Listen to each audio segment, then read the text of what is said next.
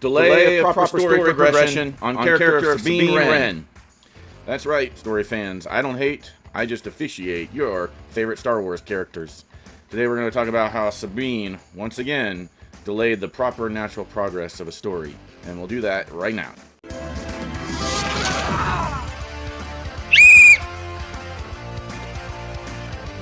Somehow Palpatine returned.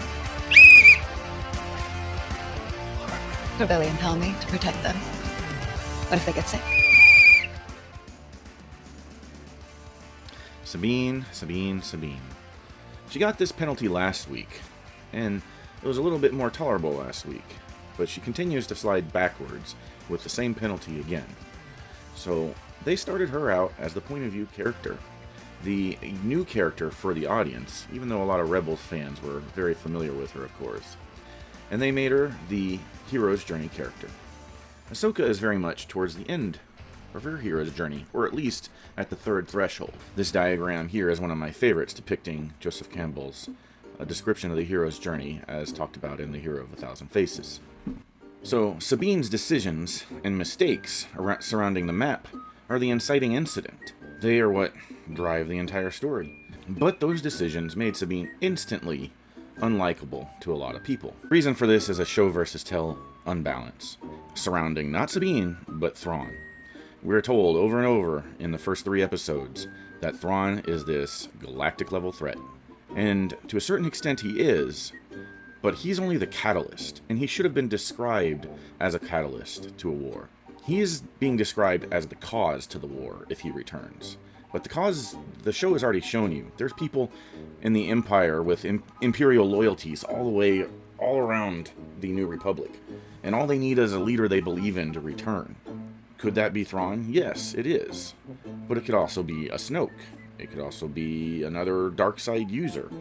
It could have even been Moff Gideon. But it wasn't.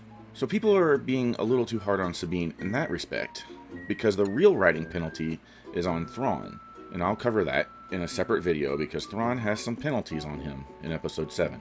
But Sabine's penalty stands, not because she was selfish about Ezra, but because she won't tell Ezra what the heck is going on. Now, in the minds of the writers, I can tell that thematically she's dealing with guilt, and I've talked about it before.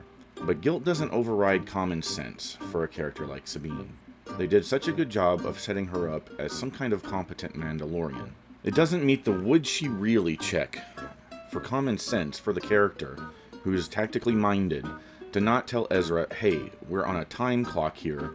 We have this much time, maybe, to stop Thrawn from leaving. It's too important for her to be lounging around. I mean, we can even forgive her not wanting to tell Ezra right away. But going a whole nother episode is just an unforgivable penalty. There's no wave off here. Especially since the personal stakes to her guilt are now moot. Previously, she thought Ahsoka was dead. You thought she was dead? Clearly I was wrong. She thought Ahsoka might be dead because of her hesitation. That was a lot to deal with. And when Ahsoka arrives, fine and dandy, now all she's has to worry about is the galaxy. Which, really, the galaxy was already screwed. So, her guilt thematically has now evaporated with Ahsoka showing up before her dealing with it. Now, I'm curious in episode 8 why they had to try so hard for her not to tell Ezra. Because there must be a reason. If there's not a reason, it's going to go from a 5-yard penalty to a 15-yard double holding penalty, maybe 30-yard penalty. Obviously, there's going to be some plot point that's going to happen because Sabine couldn't tell Ezra soon enough. And whatever that plot point is, I'm sure I'm going to pick it apart and come up with a better reason that they could have gotten there. So there you have it. That's the penalty on Sabine. Do you agree with my assessment there? Or do you have a red flag to throw?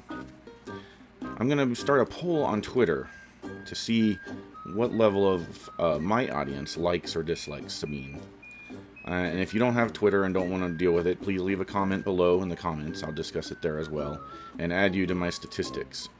This is going to be a new thing where when we penalize a character, they'll go up and down with audience trust.